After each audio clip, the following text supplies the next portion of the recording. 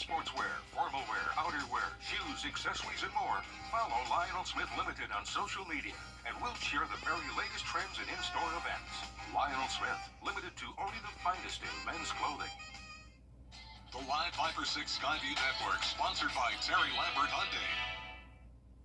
It has been a stormy Wednesday for us, with some of us dealing with strong to severe storms. And that chance of rain will stick around into the weekend. I'll have all the details coming up. Right now on News Channel 6 at 6, debris cleanup continues in Augusta. Why some Augustans say they feel forgotten, as your News at 6 starts now. Live from Television Park, this is WJBF News Channel 6 at 6.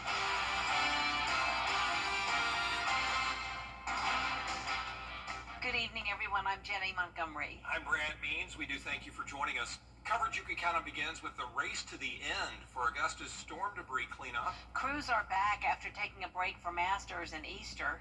George Escala has the story. TJ Ferguson pays a lot of attention to his garden, but doesn't feel the storm cleanup in his South Augusta neighborhood got enough attention. There's no doubt about us out there. Go, look at west, all of it, and go over there. Ain't looking at it like this. Nothing. 7 months after Helene, tree debris remains, especially stumps and root balls.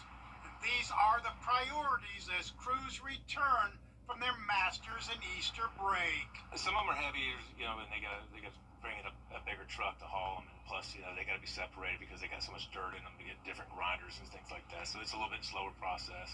It's been a slow process for Kendall Gardner. He still has stump and storm debris out front. He's called the city, but is frustrated by the response. They're gonna try. They don't know. But we told them that it came from the Hurricane Helene. City leaders are still seeing debris and hearing from residents about cleanup. I spent about an hour and a half riding around District 3. And yeah, there's a lot of work that still needs to be done. And I'm still getting calls about it too. We're going to have 13 trucks coming back. They're going to start off most likely the south end and move north. Do I have full confidence everything's going to be picked up? Yes. We've spent the time off marking things and getting it ready so we can try to do this thing organized and methodical. Give me a deadline. May 15th is what we're shooting at. The city has its day set to have all the remaining debris set aside. In Augusta, George Escala, WJBF, News Channel 6. And some local parks and recreation facilities are still closed after Hurricane Helene. Isabella Moody covering the status of Pendleton King Park, and she is in our studio with the story. This park and many others in Augusta has been closed for more than 6 months, and many of the people who use this space is wondering when it will reopen. The 64-acre park is surrounded by trees. This caused major damage and safety concerns in the park. There was a total of 267 trees that required attention. Rob Dennis, chairman of the Pendleton King Park Foundation, told me they assessed what all needed to be fixed from the storm and made a plan to work from the top of the park down to Lake Elizabeth.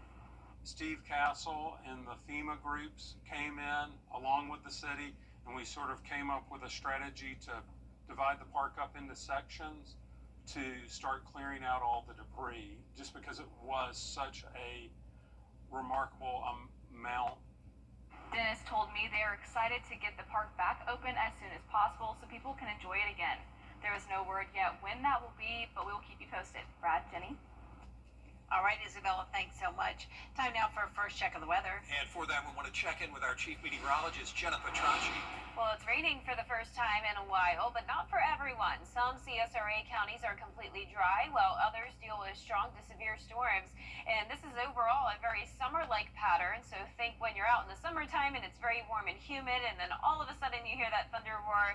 Well, that was the case for us today. And right now in McCormick County, we have a special weather statement, and this is for a small but mighty storm right over town. A lot of lightning here with the heavy rain and the possibility of 40-mile-per-hour wind gusts and some pea-sized hail. This is just outside of the lake. Lake, so stay off the water since there is some lightning close by. Then out to the west around Tignal, just to the north of Washington and Wilkes County, we have a ton of lightning as well with the heavy rain and some gusty winds. Down towards the south, a few lightning strikes in southern Emmanuel County. And luckily for Screven and Allendale, the severe thunderstorm warning that was just issued got strong once it exited our viewing area. So this is in effect for counties like Jasper, South Carolina. But for us, things are looking better down there in Screven and Allendale. Now, as for the rainfall totals, it's very, very spotty. So like I mentioned, some places completely dry, while others have seen over 3 inches of rain. But we could definitely use some more rain, and we'll get that as we go into the next few days. But it will continue to look very isolated to scattered. Now, our Terry Lambert Hyundai Skyview cam showing a little bit of sunshine here and there. Things are looking much better here in town after a few thunderstorms earlier. And as for the temperatures, we definitely cooled down from the rain, sitting at 66 in Allendale, 76 in Evans, 69 in Millen, Bamberg, you're at 74, Wrightsville at 77, Sparta at 71, and 79 in Edgefield. Winds are out of the southeast. We're seeing sustained winds only up to around 15 miles per hour, and the gusts are up to around 20 to 25.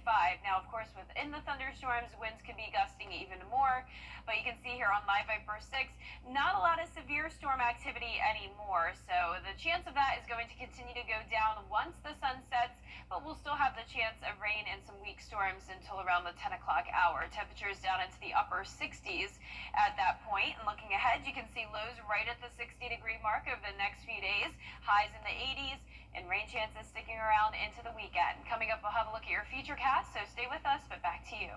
All right, Jenna, thank you very much. Local campus police are talking to us today about how they're working to ensure safety for students and staff after the mass shooting at Florida State University last week. Under Georgia state law, students and staff are allowed to carry a concealed weapon on college campuses. The campus carry law refers to public college and university campuses and requires an individual to qualify as a lawful weapon carrier. But the Augusta University Police Department tells us they're working to ensure student safety without feeling the need to carry. We actively patrol our campus 24 hours a day, 7 days a week. So there is always going to be Augusta University police officers on campus patrolling, actively working, and keeping their eyes open to help keep this campus safe proactively. You can download the free app Rave Guardian, which will allow you to dial 911, schedule a timed virtual escort, and text campus police and other things too. Well, some 400 parents in McDuffie County signing a petition calling on the Parks Department to upgrade facilities at a long-standing park. Remember last April, county leaders held a grand reopening of Sweetwater Park. The $2 million plus project included new lights and a new tower, but parents say more improvements are needed at the ball fields. They need better access to restrooms, and they're hoping an organization called Diamond Youth Sports can be a viable solution. We try to provide the best for our kids that we can in the community, and when you see conditions like this, it's hard to bring them out here and let them play. We want to have a choice in who is controlling the facilities and who's making up the rules for the conditions, because the conditions are not really favorable for playing sports out here. Parks Director Trevor Welcher says they're in the process of addressing those concerns. You'll hear more from county leaders tonight right here on News Channel 6 at 7.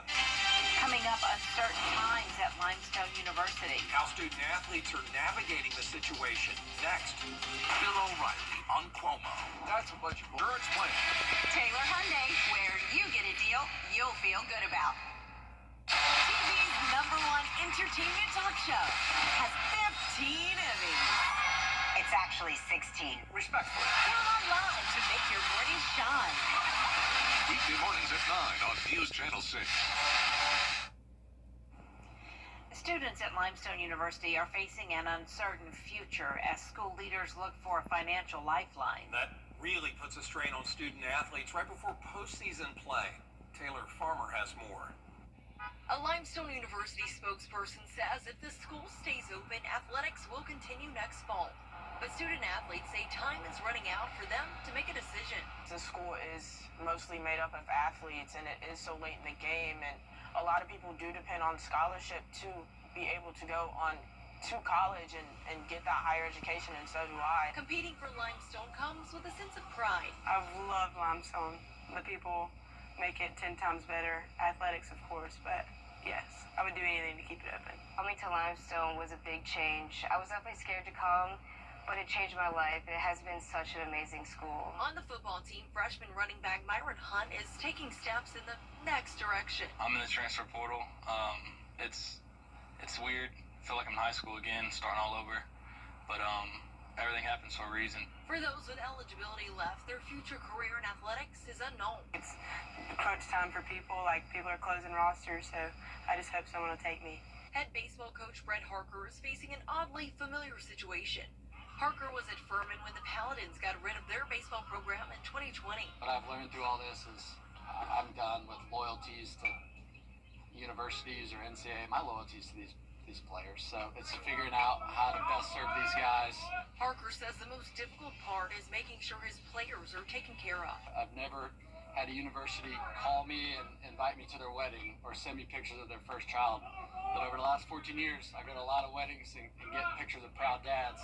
And so I find myself at a point right now where I just care about them. Linda Greenberg, mom of a baseball player at Limestone, said she wanted this to be home for her son and is nervous about his next steps. Everybody's still in shock, and now panic is set in because you have to find him a place. He has to find a place. Through it all, athletes like pitcher Evan Sefker, whose sports continue on for now, tell me this difficulty has only made them stronger. We know that this could possibly be the last time we ever play together and some of us ever see each other again, so everybody's just really playing for each other. You know, the guy next to you, he's going to get you recruited, so you just play your best. Chief Meteorologist Jennifer Tracci back with us now. Well, we are tracking rain and storms here in the CSRA, and we'll continue to have this summer-like weather pattern over the next few days.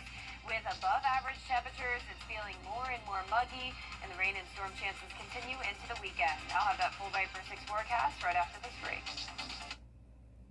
Master the art of fake. Closed captioning on News Channel 6 is sponsored by Hearing Associates of South Carolina. The live Viper 6 Skyview Network, sponsored by Terry Lambert Hyundai. Now, your most accurate forecast with WJBF Live Viper 6.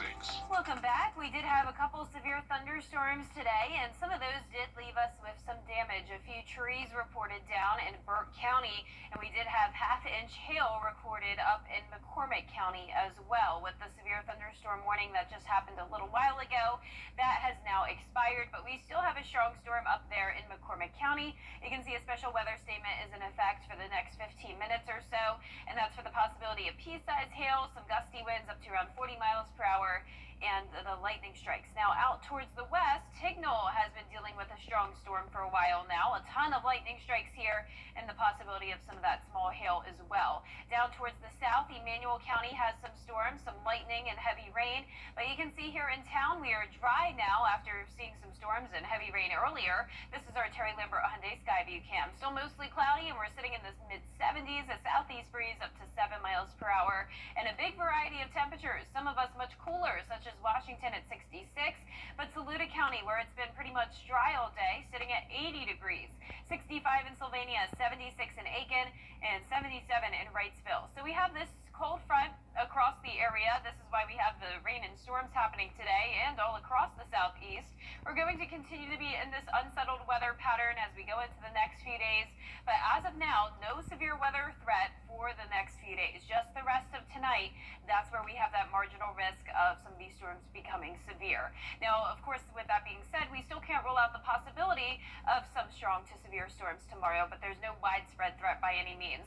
Now, if you're headed out to the fair tomorrow, you will want to keep the rain gear with you. It's going to be hit or miss storms like what we're seeing today, and a similar setup for our Saturday. So keep that in mind if you're headed out to the air show this weekend. Sunday definitely looks a bit better. It's going to be more comfortable outside, not as hot and humid, sitting at 80 degrees, and just a stray shower or two in the forecast. Our future cast tonight at 7 o'clock, still showing the spotty activity, but once the sun goes down, that's when the threat of severe weather also goes down. And as we go into the overnight hours and Thursday morning, A few showers possible, but nothing significant. We're pretty much starting out our Thursday dry. You can see as we go into the afternoon, a few pop-up showers and storms, but it really won't be until later on in the day where we'll see more widespread coverage. So some heavy rain coming down. This is 10 o'clock at night, continuing until around midnight, but luckily it really won't impact you too much. Most people in bed, of course, around that time. And then when you're headed out the door on Friday morning, not really seeing many impacts, but it's just like clockwork as we go into the afternoon. Some of those storms will fire up, and this will also be the case for our Saturday. Now, the rainfall totals will continue to be pretty spotty. Some places only getting up to around 1/10 of an inch, while others see over 3 inches of rain where the thunderstorms develop. But as for the temperatures, all of us staying pretty warm, especially on Saturday, up to 87 degrees and up to 88 degrees next Wednesday. That 10-day forecast is showing highs in the 80s every single day. Lows will mostly be around 60 degrees, some cooler mornings here and there, and then we'll see the rain and storm chances pick up again as we go into the end of next week. Definitely need that Viper 6 umbrella today. Today's winner is Darren Chester from Augusta. Darren, you can pick up your live Viper 6 umbrella here at the station and sign up to win yours on WJBF.com. Coming up, meet this week's scholar athlete from Burt County. A football star on the field and excels in the classroom in sports. Queen City Home Store is expanding with 9 new stores across the Carolinas. And to kick things off, we're giving you the chance to win big during our Royal Celebration giveaway. Weekly prizes totaling up to $50,000, including KitchenAid mixers, espresso machines, full kitchen appliance packages, and the grand prize, a brand new living room suite. Enter now at queencityonline.com/giveaways. Visit us in store and follow us on social to join in on the excitement. Queen City Home Store, where you're always home. It's time to sell. New to you, Master is fully stocked with quality pre-owned cars, trucks, and SUVs, all from a dealer you can trust. Master your truck buying experience at Master Chevrolet in Aiken. Together, let's drive. Shop now online at masterchevrolet.com. The Scholar Athlete Awards are brought to you by Jefferson Energy Cooperative, Rebath of Augusta, McDonald's, and WJBF News Channel 6. Now, WJBF sports coverage you can count on.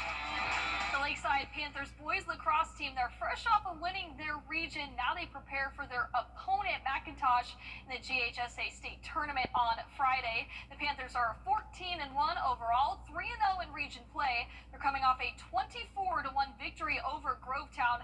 That was the highest scoring output of the season for Lakeside, and also the third time they've held an opponent to 1 goal or less. And each week we honor a scholar athlete that excels not only in the classroom but also in the community. This week's scholar athlete is Caden Bracely from Burke County High School. Caden currently has a 3.7 GPA. He's a member of the Beta Club and is also number 20 out of a class of 233 seniors. He is also dually enrolled, a student at Augusta Technical College.